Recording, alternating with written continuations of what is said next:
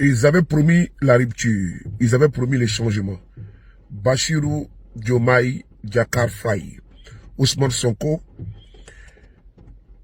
pendant les élections présidentielles, avaient mis en avant la rupture.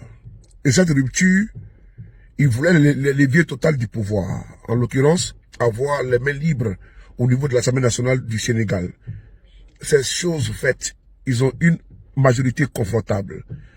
Aujourd'hui, vendredi, le Premier ministre, son Excellence Ousmane Sonko, lance un message fort de rupture. Toutes les bases militaires étrangères vont quitter le Sénégal. Ces choses faites. Le CFA, le panafricanisme. Ousmane Sonko lance un message depuis le Mexique. On écoute ensemble, c'est important. Monsieur le Président de l'Assemblée nationale, Mesdames, Messieurs les honorables députés, Mesdames, Messieurs les ministres et secrétaires d'État, Mesdames, Messieurs les anciens présidents de l'Assemblée nationale, Mesdames, Messieurs les représentants des corps constitués de l'État, Sénégalaises et Sénégalais, chers compatriotes. Monsieur le Président de l'Assemblée nationale, honorables députés, c'est avec un profond sens du devoir et une vision claire pour l'avenir que je me présente aujourd'hui devant cette auguste Assemblée. À cet effet, je prends la parole humble face à l'immensité de la tâche à accomplir. À travers votre institution, je partage avec les 18 millions de Sénégalaises et Sénégalais vivant dans les villes, dans les campagnes et de la diaspora, la politique générale du gouvernement pour les 5 prochaines années, adossée à une doctrine et des principes de rupture systémique pour les 25 prochaines années. En cette année 2024, les Sénégalais ont montré à 2 reprises à la face du monde que nous sommes un grand peuple, une grande démocratie. Beaucoup ont douté, mais les Sénégalais dans leur majorité ne l'ont jamais fait. Nous avons regardé l'avenir parce qu'il était synonyme d'espoir. Nous avons affronté les épreuves pour avancer. Avancer pour ne jamais sombrer.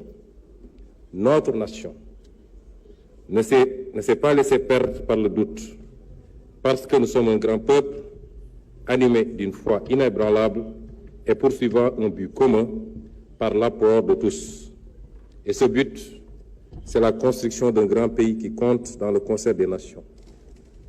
Alors, n'ayons pas peur de questionner nos certitudes. N'ayons pas surtout peur du changement.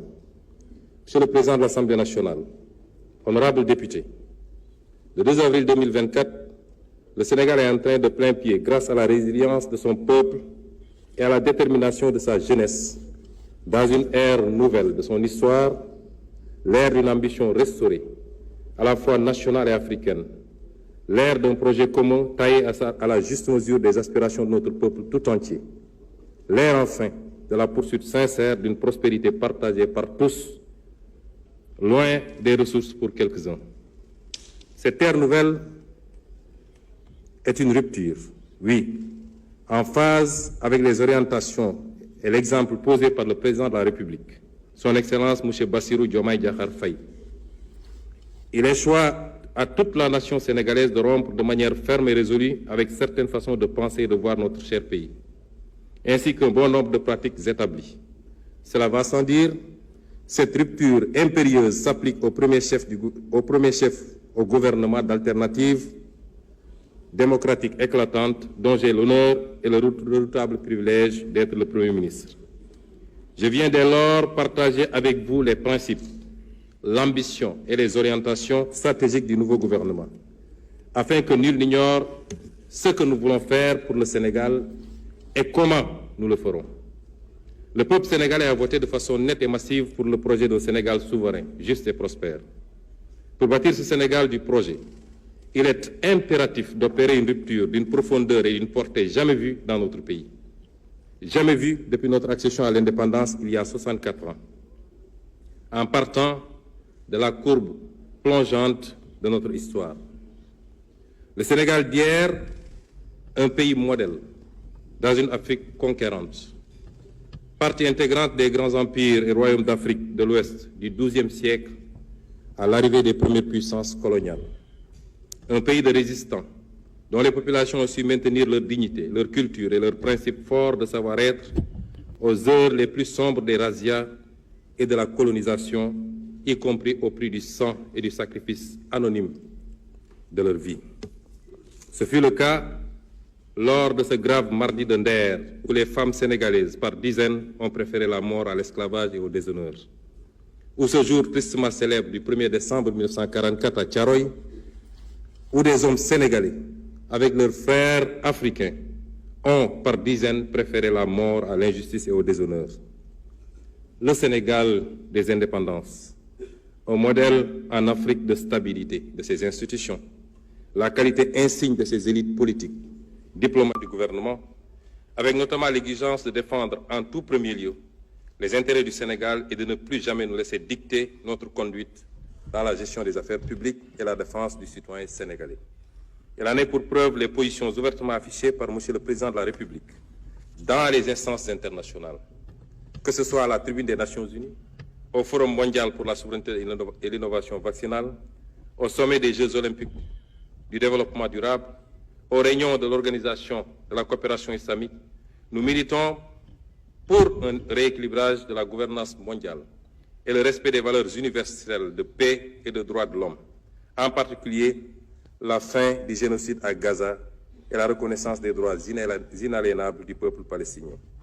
Au demeurant, au plan interne, la célébration du 80e anniversaire du massacre des tirailleurs sénégalais à Thiaroye, le 1er décembre 1944, a été l'occasion d'affirmer notre exigence de souveraineté dans le rétablissement des faits, tronqués, maquillés et cachés depuis 80 ans.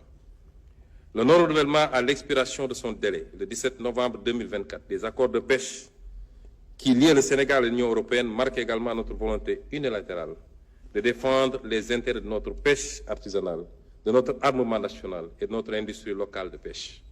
Concernant la souveraineté monétaire de l'Union monétaire ouest-africaine, notre gouvernement a eu des échanges avec la BCEAO sur l'état et les perspectives de mise en œuvre de la réforme du fonds CFA. S'agissant de la souveraineté en matière de défense, le président de la République a annoncé la fermeture prochaine des bases militaires étrangères au Sénégal. De toutes les bases militaires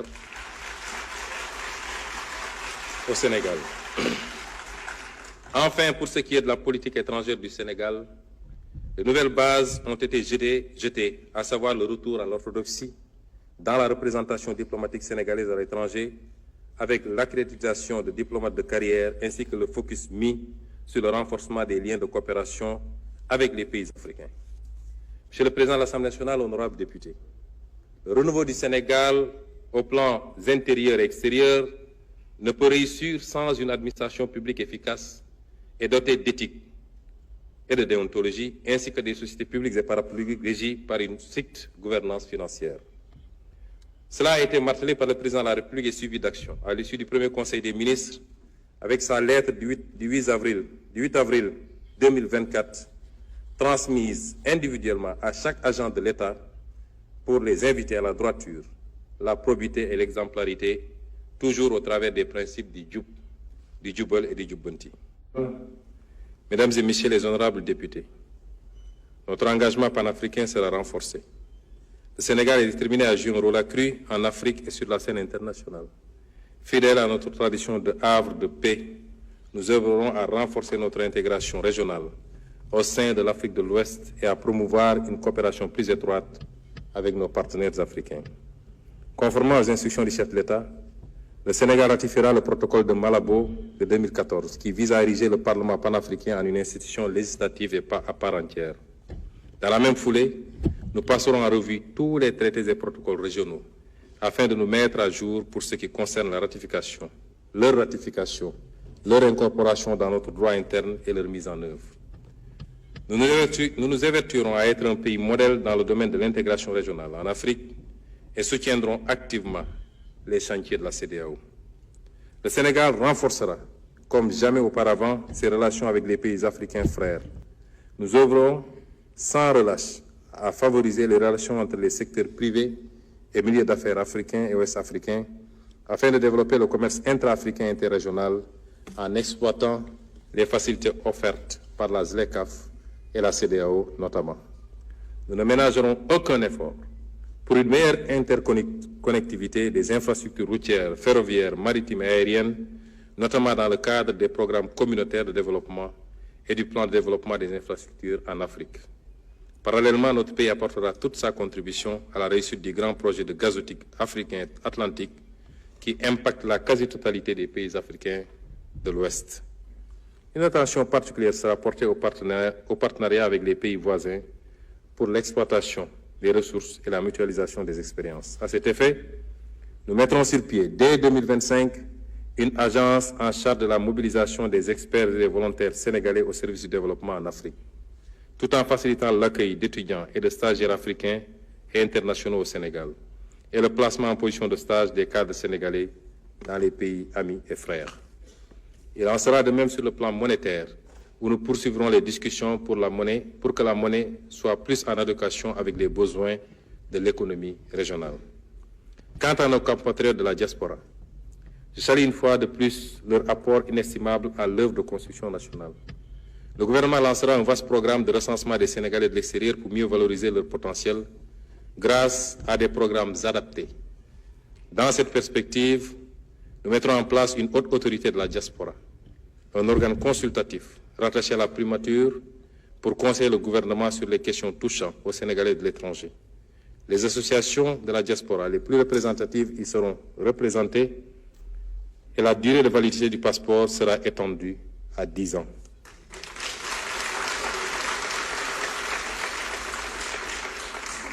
Le gouvernement nommera des magistrats de liaison dans certains postes au-delà de l'entrée judiciaire.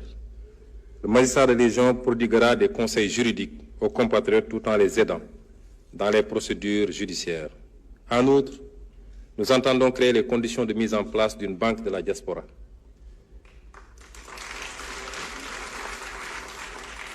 Nous appliquerons le principe de réciprocité pour la délivrance de visas aux ressortissants de certains pays.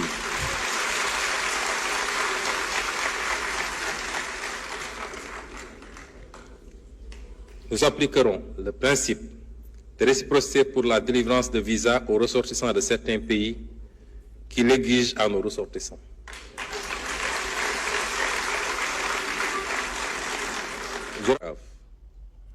Notre ambition de mettre le Sénégal sur une nouvelle trajectoire n'est pas compatible avec ces méthodes du passé.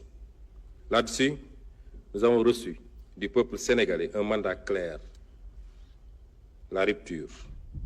Un changement profond de paradigme dans les politiques publiques s'impose, aussi bien dans le contenu que dans la méthode. Dans ce cadre, notre gouvernement a opté pour 7 ruptures majeures, dont les premières applications se sont traduites depuis le mois d'avril 2024 par des avancées concrètes et des réalisations tangibles.